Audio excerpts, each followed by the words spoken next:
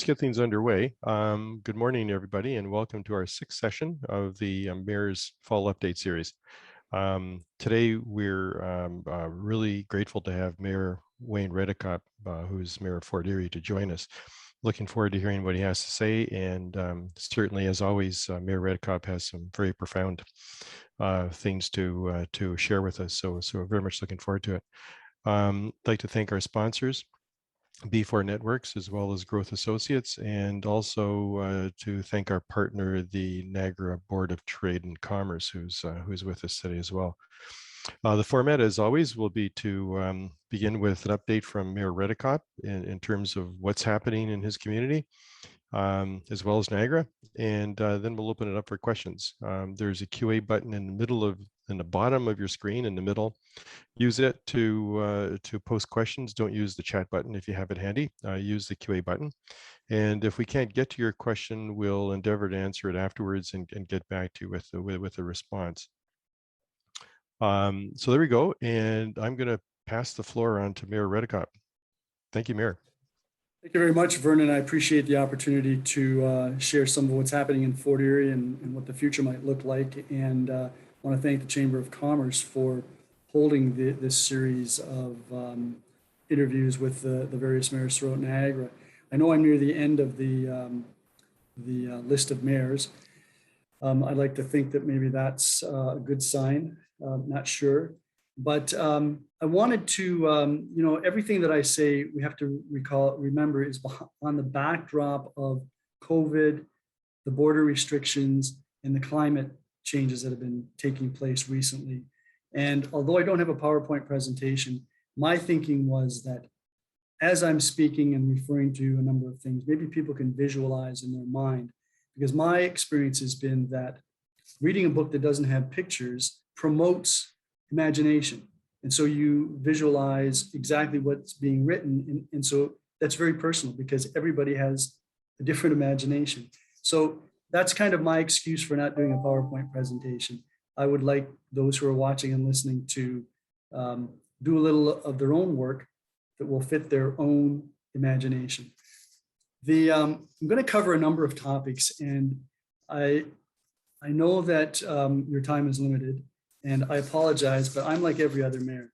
If you give us an opportunity to speak, we will speak almost forever, and we will speak in terms that are superlative about our community, because we're all very proud of our communities, and that's a good thing. That's a very good thing. And the mayors, of course, are the number one cheerleaders, number one ambassadors for their communities. The things that I wanted to touch on, though, really relate to managing growth, meeting the needs of residents and businesses, forging relationships and partnerships, and then maybe a little bit of insight into what we see as the future. So that's kind of, those are the topics.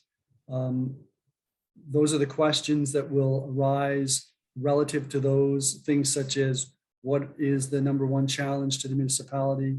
What has Fort Erie been doing to meet its challenge? What are the Fort Erie Council's strategic objectives?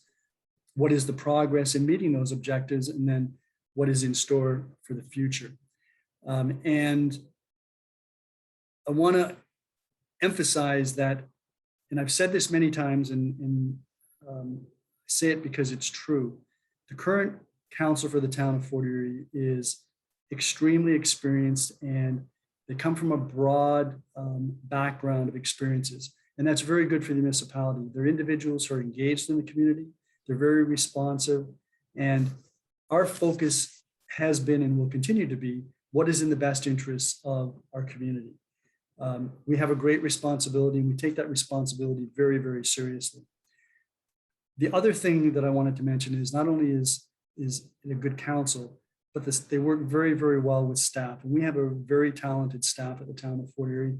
Tom Cookett, the CAO, has provided exemplary leadership over the period of time that he's been the CAO, which is now almost 7 years. And unfortunately, he's about to exit the stage. And that's unfortunate for us, but he needs a rest. This has been a tough couple of years, or 21 months, I guess, for anybody who's been in a leadership position in government, any place in really the world, because the world has been affected by COVID. So I want to wish him all the best as he retires. I've been trying to, and I know some of my counselors have been trying to get him to A, either rethink, or B, extend the date when he's going to be leaving, because we value him so much.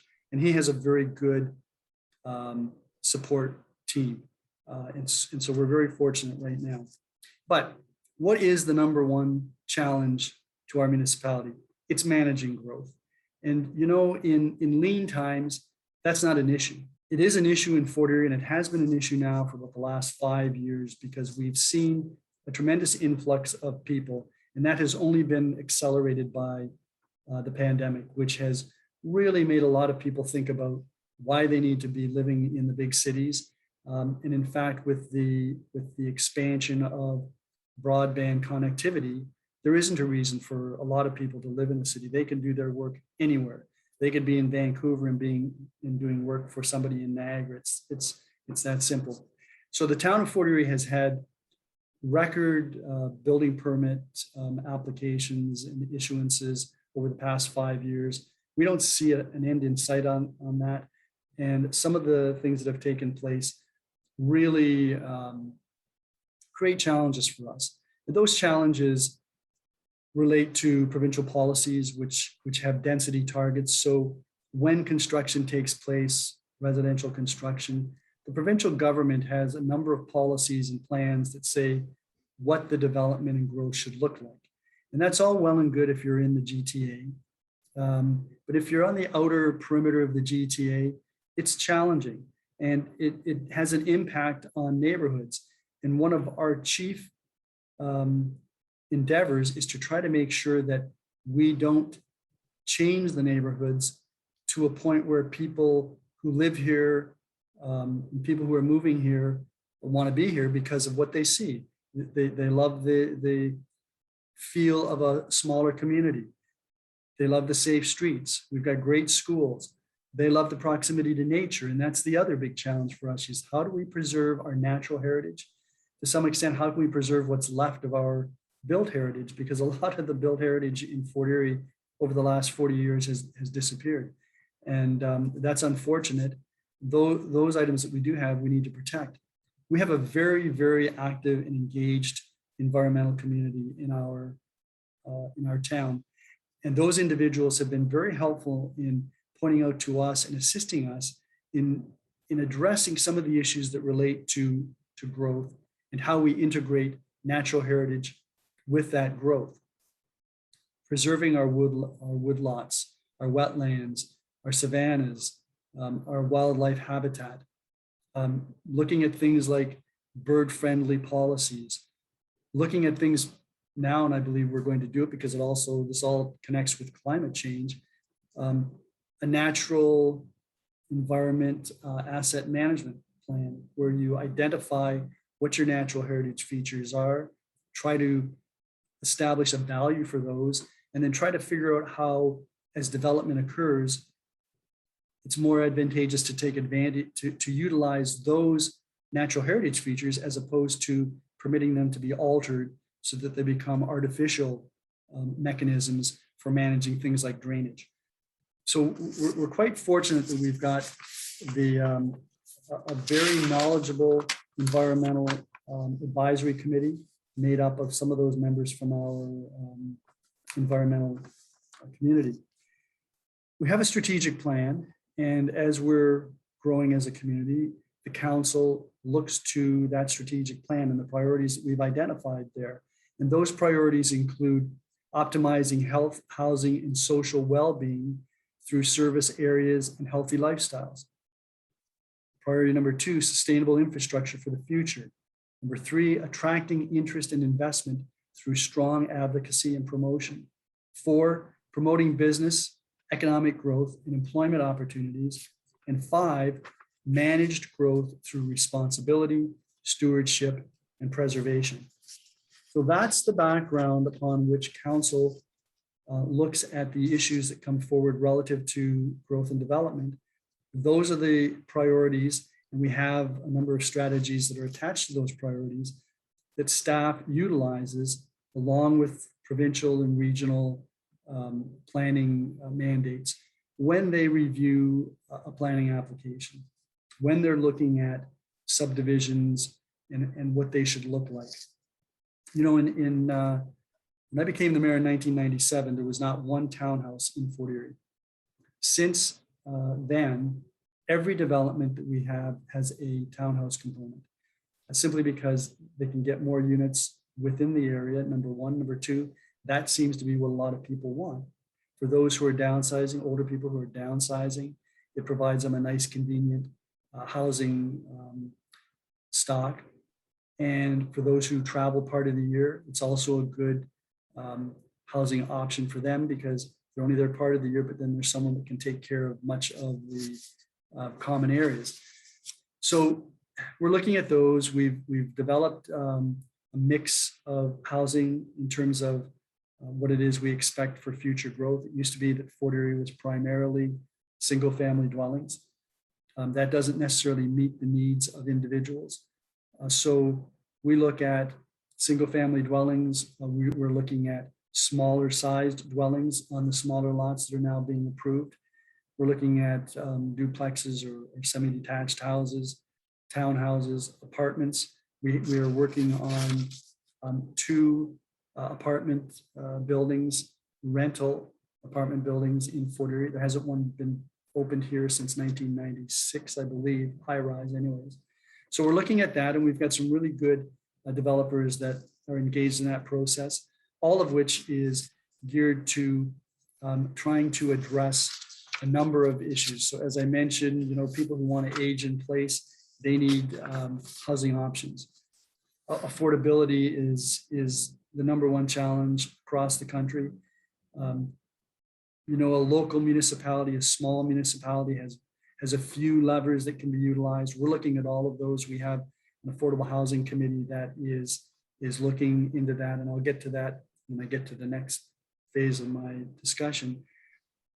So we're trying to meet those various challenges, protecting the natural heritage, meeting the provincial density targets, providing employment lands for businesses that want to expand here or relocate to Fort Erie, preserving neighborhoods, and providing the amenities that people want in our community. So we've been investing heavily in parks, all the way from small neighborhood parks to larger community Fort Erie parks like Crystal Ridge or Oaks Park in Fort Erie, Waverly Beach, the Crystal Beach Waterfront Park.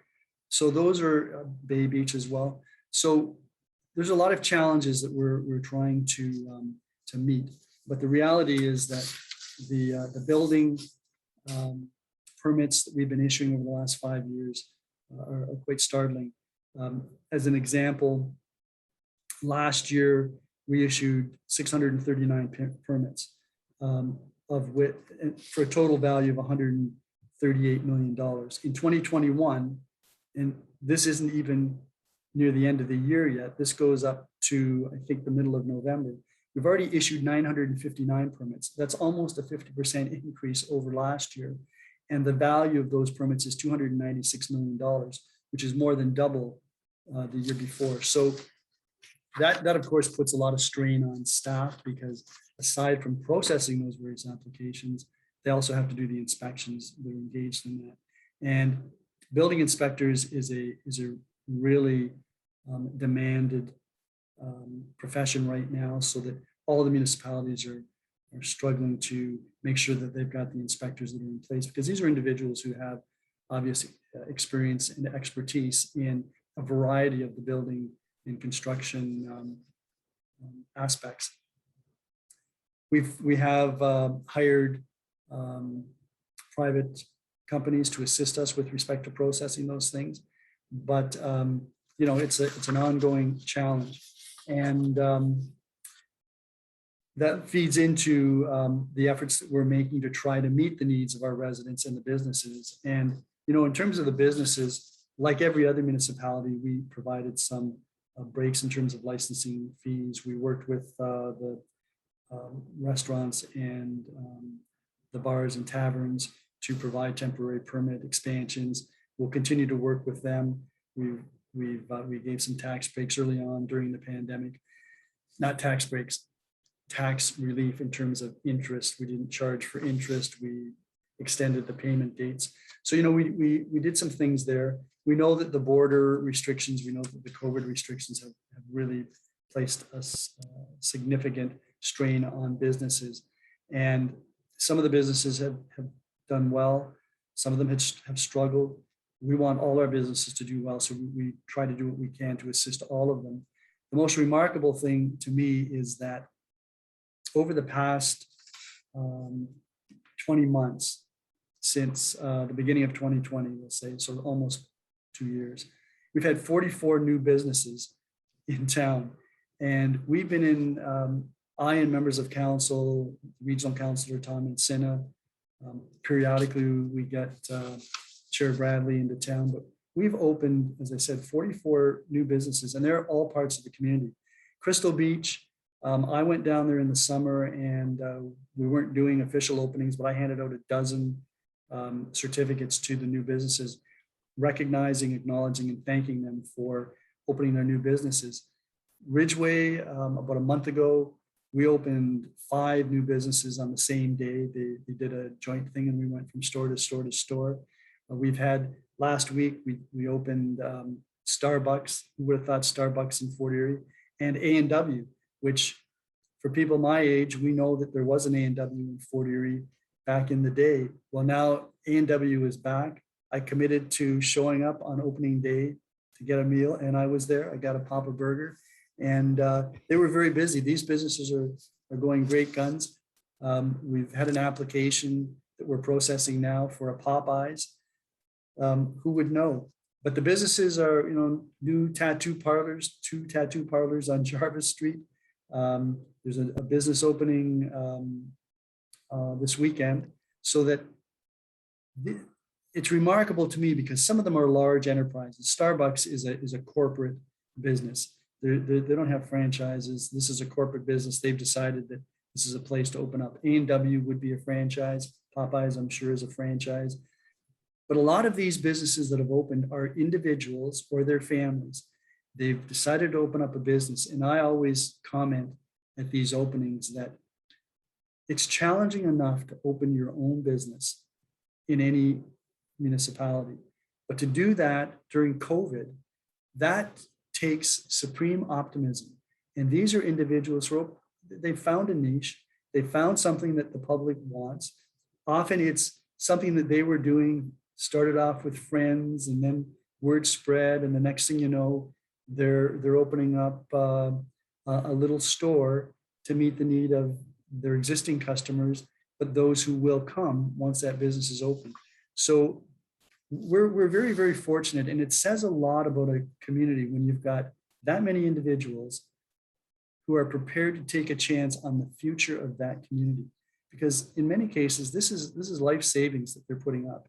And I have the greatest respect and admiration for those individuals who are putting their life savings on the line to provide a service in our community. We have larger needs as well in the community, and we have a number of municipal committees that are working to meet those needs, and they range from the Mayor's Youth Advisory Committee to the Accessibility Advisory Committee, the Community Healthcare Services Committee, the Affordable Housing Committee. There's a whole bunch of others, Active Transportation Committee, that are looking at ways that they can address the needs of the people who live in our community and the businesses who are here. The Mayor's Youth Advisory Committee in particular is important because those are the people that are looking at the world through different eyes than the adults. And they can tell us things that they see that we don't. They can tell us things that will meet their needs and their aspirations that otherwise we wouldn't have. So that's a very important committee. We have a new adult advisor, Fran Bella, and she's very engaged. So we're just starting that up. We had a long hiatus, as all of these committees, during COVID, because we weren't allowed to meet, and there were rules and regulations against that. But now we're getting these committees. Some of them have been finding ways that they can meet. They've been meeting informally, but they've been providing advice to council, and we've been taking advantage of that. I mentioned before the Environmental Advisory Committee, which is extremely important to us because we're very concerned about our natural heritage. Fort Erie was the first, I'm confident, the first and only for a number of years, municipality in Niagara that did a natural heritage inventory. And we were able to do that through the help of some environmental organizations in town and a professional consultant that assisted them.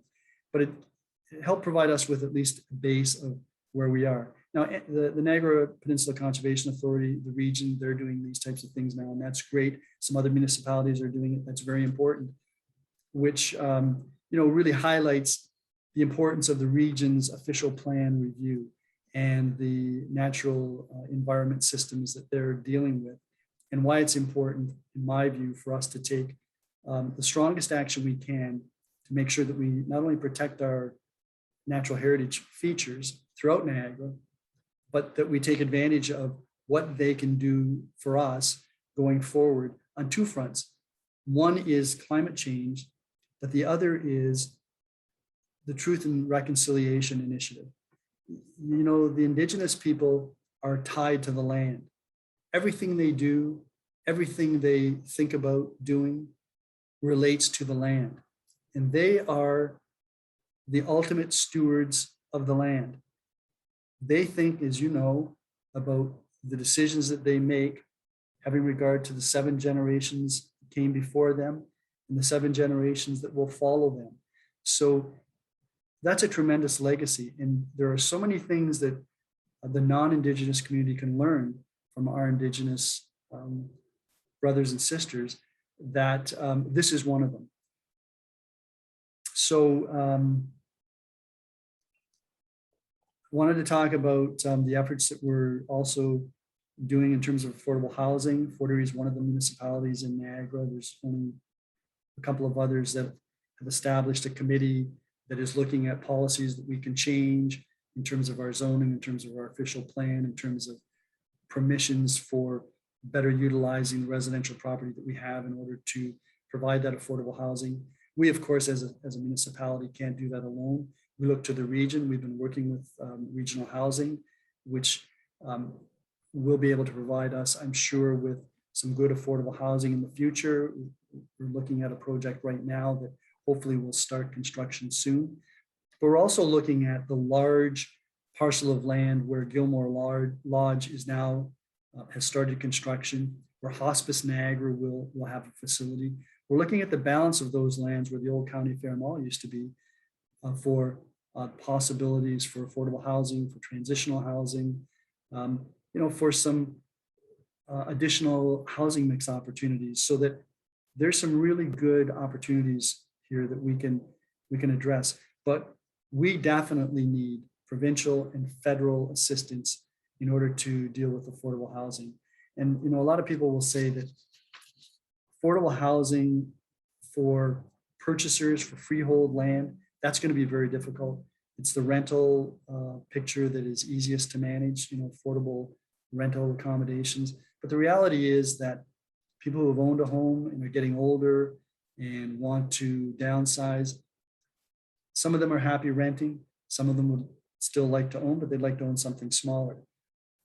Young people who are just starting out, for generations, Canadians have been told that you should own your own home.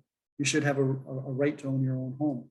That is becoming more and more challenging for young people as we go forward. So how do we address that? In the 60s and 70s, an 1,100 square foot house was pretty much normal. And a lot of people my age were raised in houses around 1,000 square feet, whether they were 1-story or 2-story, whether they had a garage or didn't have a garage. And, as I mentioned before we came on the air, I had a wonderful childhood. I have such fond memories. My bedroom wasn't the biggest bedroom in the world, but I was only sleeping there and listening to the radio and the Beatles and maybe doing a little studying. I wasn't living in my bedroom. Nowadays, people's expectations are much greater. Children have to have these big bedrooms. There's extra rooms that people want in their house. So, 2,000, 2,500 square feet, that's pretty common. The reality is, if we want to have affordable housing, we have to be realistic, and we have to make sure that the houses that go on these smaller lots fit the lots. And people are simply going to have to um, modify their expectations. Not forever. I'm not suggesting that your forever home should be 1,100 square feet. What I'm suggesting is that if we want to get people into houses, then people have to realize that maybe their first house is going to be 900 or 1,000 square feet. My generation had this 3-house cycle. We figured that we would buy our first home, we would save up some equity, we would maybe improve it a bit, we would sell it, and then we would buy our second home. And then we would do the same thing for that second home for a number of years while our family was starting to grow. And then eventually we'd get into our forever home. And that would be our third home, and that's where we would stay. That was kind of philosophy. Young people nowadays, they've got a different program. They're looking at moving into their forever home right off the bat. And some of them maybe can, depending on what their jobs are and what their earnings are. But the reality is that many can't. So we're focused on trying to make sure that we have a good housing stock, a mix of housing types. And we're looking at trying to make sure that houses with these density targets at least fit the size of the lots.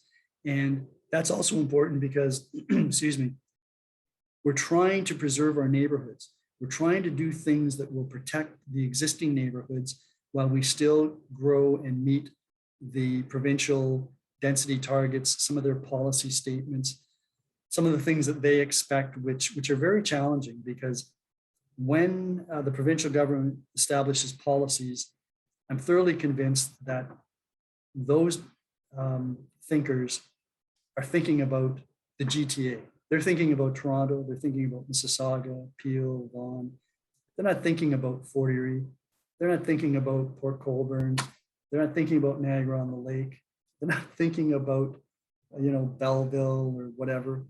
And we all know, and we've heard this many, many times, one shoe does not fit all sizes.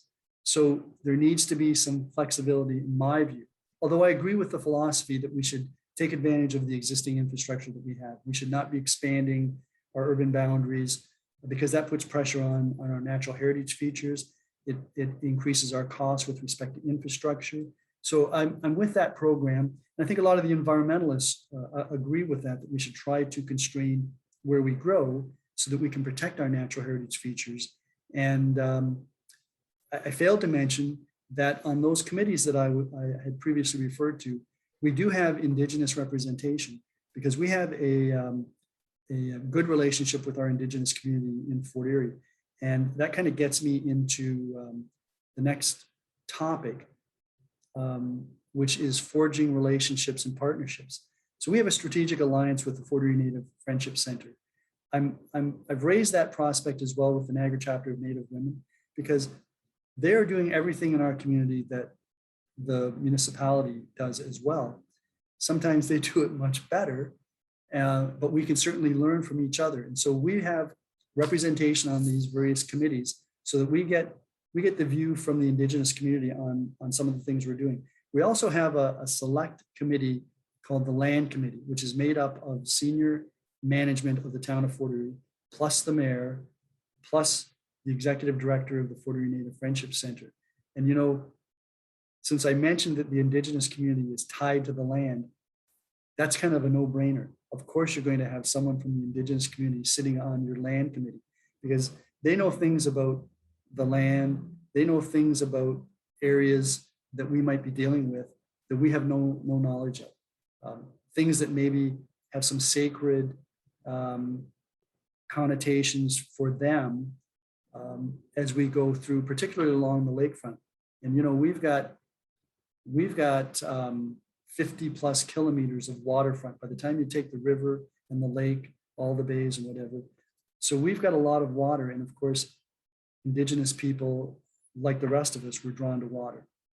So we have them on our committees. We have worked with the Niagara Parks Commission on a number of initiatives. Right now, they're working on rebuilding the deteriorated break wall or shore wall at what we call the coal docks at the bottom of Jarvis Street. They've been very good partners in terms of trying to restore the broken parts of our break wall between the old fort and the Peace Bridge. And when you see those storms coming in and you see what water and wind can do, it's pretty impressive. All of which means that as we go forward, we as a municipality are adopting policies that will make sure that we have sustainable infrastructure. So every time we do an infrastructure project now, we look at resiliency, we look at sustainability, and those are factors that we're going to have to put in place to make sure that we can be a thriving municipality in the future. We have good relations with the region. Sometimes they do things that I don't agree with, surprise, surprise. But, they've got a combined sewer overflow program as an example that Fort Erie has been very successful in tapping into. That helps us to implement policies that will take stormwater essentially out of our sewage system. There's no reason for us to be treating stormwater. We only want to treat sewage. So that's a good program. It saves us money because we don't have to pay the region for water that we're not treating. And it helps the region because it helps to expand the life or the capacity of their sewage treatment plants, of which there are 2 in Fort Erie. Similarly, that program assists us to eliminate lost water from our water system. And again, if we can tighten up that system, the region doesn't have to provide as much treated water to Fort Erie. And we have a water treatment plant in Fort Erie, the Rose Hill Treatment Plant. We're the only municipality that has those facilities that serve only our community in Niagara. So those are very important to us. And we work well with the region on that. We have an application into the province of Ontario under the Municipal Disaster Relief Act to obtain funding to assist us to rebuild the boardwalk at Waverly Beach and Point Avenue Road, both of which were decimated by the Halloween storm in 2019. We're hoping to hear from, those are major pieces of infrastructure, and anyone who's familiar with Waverly Beach or Erie Beach knows how valuable that is as an asset to the community, how many people frequent that and go through the woods there, which we're also trying to preserve. So that we're hoping that we're going to hear something next month, December, from the provincial government regarding those mammoth projects, which are around $6 million between the 2 of them. There's some other damage that occurred at Bay Beach, Crystal Beach Waterfront Park. So we hope to hear from them soon. We've got a very interesting partnership. It's not a formal partnership with the Fort Erie International Academy. We facilitated their acquisition of the Fort Erie Secondary School. And the Fort Erie Elementary School. They've done a lot of improvements at both of those schools. They built some residences on the old Fort Erie Secondary School property. They have plans for more residences, and they have some other infrastructure plans and programs that they're working on. Their objective is to bring in people from all over the world, with a certain number from China, a certain number from the rest of the world, a certain number from Canada, a certain number from the United States. They have some unbelievable programs relative to sports, culture. They've got a number of local children who are attending their school, and they're hoping to have those numbers up to a couple of thousand within the not too distant future. A lot of that has been affected by COVID, but it's going forward. We have recently been in negotiations with them to allow the municipality to utilize their indoor pool at the Fort Erie High School or Fort Erie International Academy, because our Kinsman pool is no longer functional. The cost of trying to restore that, or the cost of rebuilding a pool for the summer months, are exorbitant. And if we've got a pool already that's in existence, let's take advantage of that. So we've been working with them on that. They've been very good. There's some other initiatives that they've got underway in terms of career training, in terms of programs with other levels of education that I can't really reveal. but we're very, very supportive of. And so that's been a good partnership as well. We have a lot of dealings, obviously, with community groups, because our view is that the town can have all kinds of plans and all kinds of programs that we would like to implement. So much easier if we're working with other partners, if we're working with community groups, if we work with the BIAs, if we work with the broadband providers. And of course, broadband is a big issue. We're hoping, and indications are pretty good, that within 3.5 years, we'll have very good coverage of broadband throughout our community.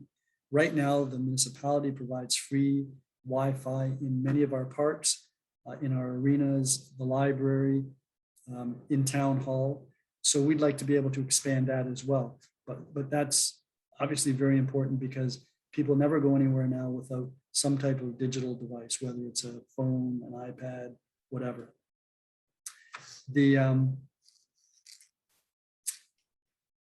We have a specific grants team at the town hall that scours the world for grants and opportunities for funding for the various programs that we have implemented. And we bring in, typically every year, we bring in $4, $5, $6 million through those grant efforts, all of which assists us with our infrastructure needs and our capital projects.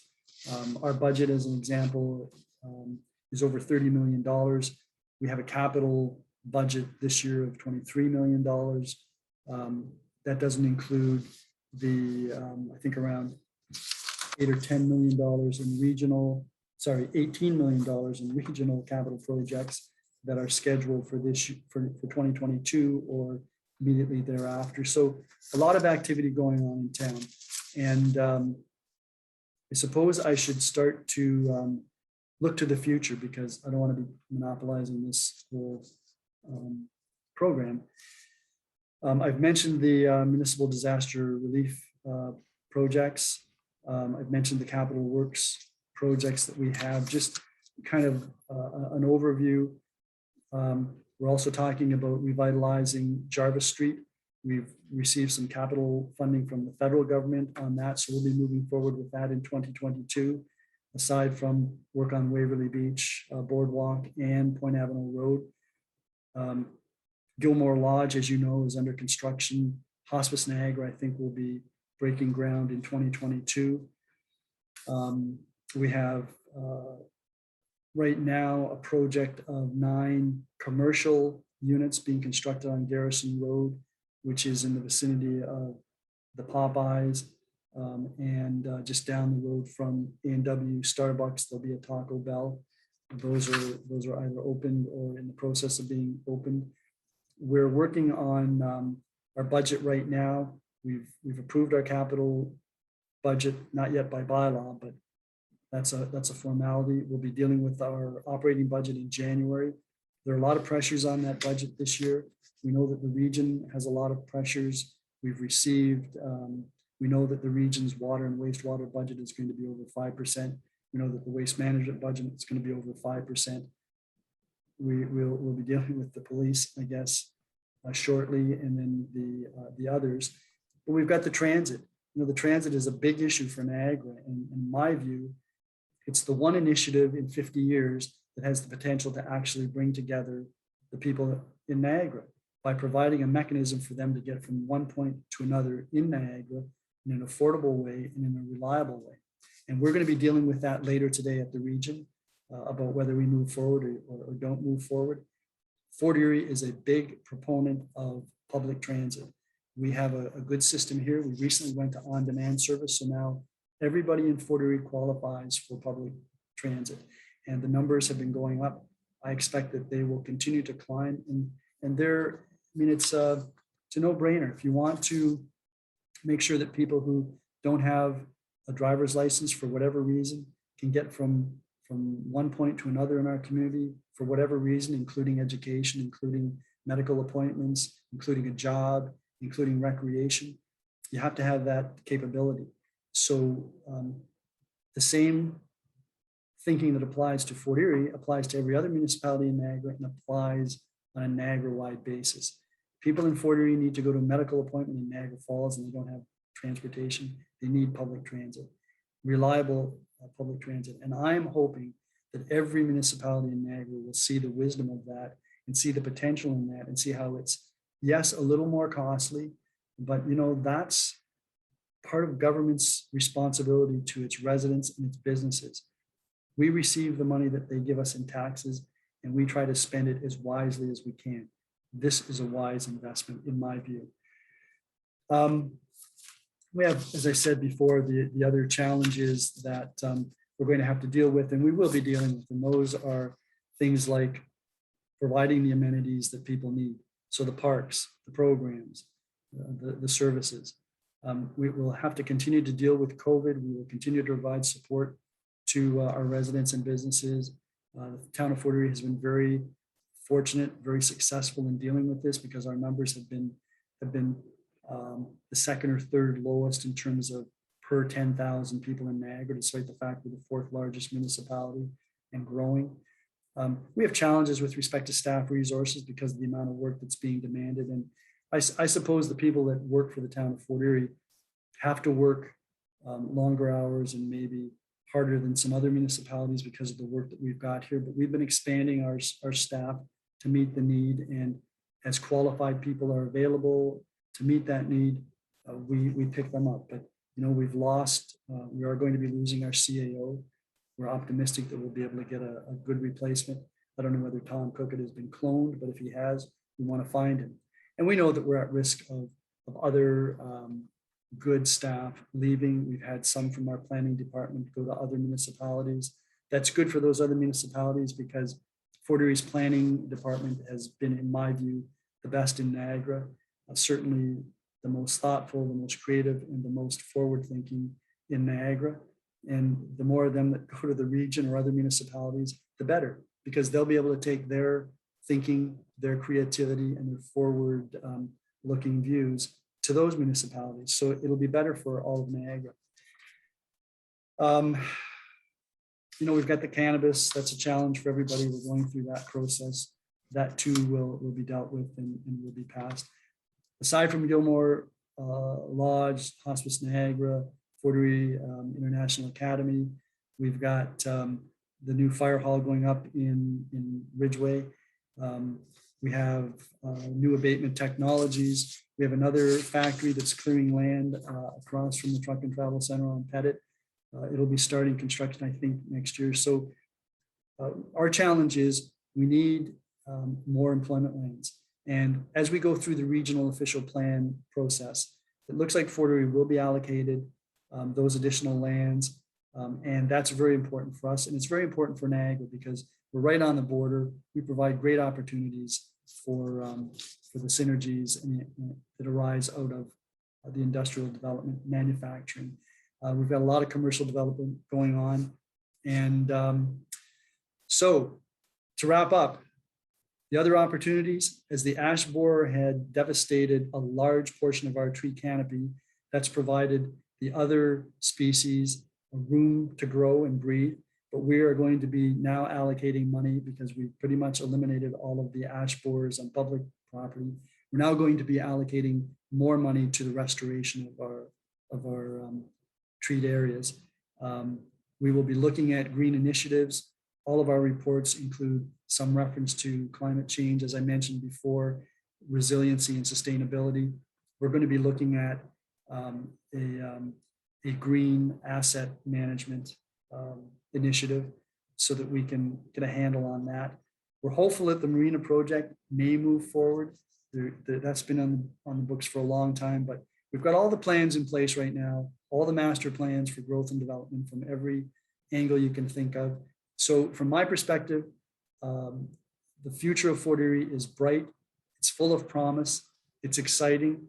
And it does involve change. And change is something that is always challenging for people. But if we do it right, if we keep listening to our residents, if we keep their aspirations in mind as we move forward, I think we'll be fine. So thank you very much for this opportunity. Wow. I was hoping that I'd get the other 6 hours, but you told me that I'm only 45 minutes. Well, that's an amazing summary, Mayor Redekop, I tell you. You started off by talking about the fact that one of the critical missions here is really managing growth, and I'm sure we both agree that it's growth or change, and it's unprecedented times. Like maybe everybody says they're in unprecedented times, but these are unprecedented. Shore erosion, heritage, unprecedented growth, money coming in from a development standpoint, and so forth. The municipal plan and the strategic plan of every municipality is being threatened, and and I think any municipality that isn't being predictive enough to see where it's going, even where it's at today, it will perish. Or if they won't perish, but they'll end up with a strip mall city and however many expensive homes. Um, in that scenario, are we doing enough with our 12 municipalities to share best practices? Like I could see your strategic plan and your 5 points on it. Why can't other municipalities just plagiarize it and make it a little bit to theirs and save all the trouble of reinventing the wheel across the whole region? Well, the beauty of Niagara is that we have 12 municipalities, and each of them have a different heritage and a different outlook. And so there are certain things that certainly can be shared. I wouldn't want to impose the thinking of Fort Erie and what we view the needs of the people, the aspirations of the people here, and how we should be addressing them. I wouldn't want to visit that on another municipality in Niagara.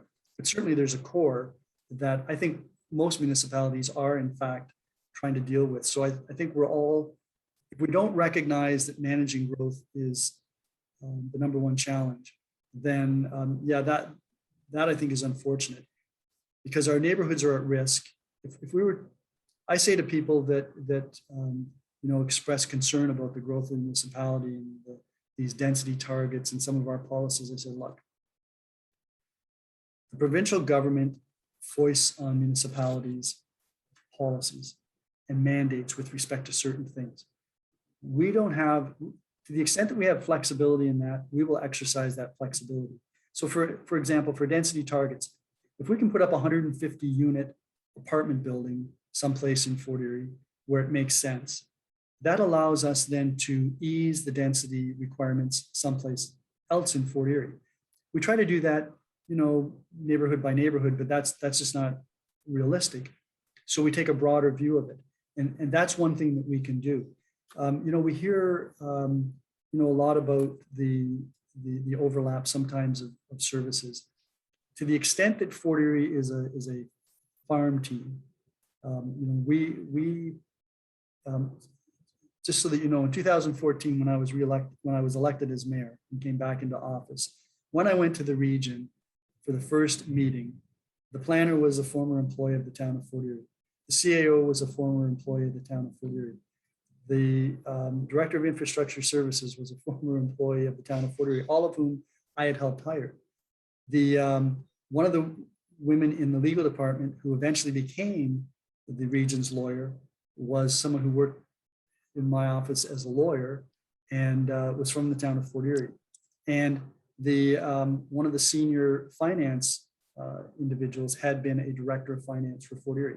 So that's all important because it injects into the regional thinking processes what Fort Erie is all about and what makes it tick, particularly those individuals who had lived in Fort Erie and either grew up here or had spent a number of years here. To the extent that we're doing that now, and we've had planners, we've had other people in our departments who have gone to other municipalities in Niagara, they're taking the Fort Erie mindset with them. And I happen to think that, as I said before, our planning department is the best in the region by far. As those individuals go to other communities, that's good for them. It's bad for us, but we've been very fortunate. We've been able to attract good talent as we've lost good talent. And once I've indoctrinated them and we send them out to the rest of the world, that's good. So I'm just being facetious there. They indoctrinate me. They teach me something every day. So, to get back to your question, why isn't it a template? These items are essentially, I think, ground zero for most of the municipalities. We're all struggling with how we can maintain sustainable infrastructure. We're all struggling with how do we grow and yet maintain the feel of our communities. We're all struggling with how do we provide the services that our residents need. And in Fort Erie, we've gone through 20 years and more of gradual erosion of healthcare services, from reduction of services at our hospital to eventual closure of our hospital, and now threats to the services that are remaining. I have to say that of all of the Niagara Health presidents and senior staff that I've dealt with over the years, the current president, Lynn Guerrero, is the one that I have the most confidence in and the most faith that Fort Erie's needs will be met from that perspective. So we've had a number of meetings, and I'm very much liking the direction of that. So that should be good news for the town of Fort Erie, but there are other things that we're doing to try to make sure that people have access to a doctor, access to the other healthcare needs that they have. And it's a work in progress, and there are other partners, including the region. Sorry. One quick question on the integrated transit system that's likely to get voted in. Some municipalities have been concerned about fair prioritization of services and fair allocation of costs. Is this something you see of issue? Has that rules of the sandbox been sorted out, or is it still at issue? The very initial financial plan that the regional staff had brought forward was essentially a no-starter. There weren't enough municipalities that would support the changes that were being proposed and how the changes were going to be implemented. It was far too costly, and it did appear to be failing to take into account the realities of existing transit in Niagara. Since then, a couple of things have happened. A number of municipalities have gone to on-demand transit, which, as I said before, opens up public transit to everybody in the municipality. So areas before, particularly the rural areas that didn't have access to public transit, they now have it, because they simply have to call, and out goes the vehicle, and it picks up other people on the way and drops off other people on the way back. And so it's really an ingenious way to meet the needs of the people. And to me, that is a game changer. It's no longer necessary for us to be thinking of where we're going to locate certain things because so that people can have access. Now they'll have access. In the larger cities, they'll still continue with the conventional transit, but there may be some rural areas that they have as well. Not St. Catharines for sure, but maybe Welland, Niagara Falls, I'm confident, so that, on demand might be part of their system as well going forward.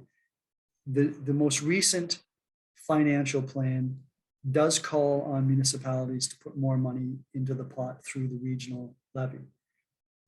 But the reality is that money is as I said before, it's a good investment, because what it will do is provide better service to our residents in a broader area, and the opportunity for them to get to places that up until now they've had difficulty getting to.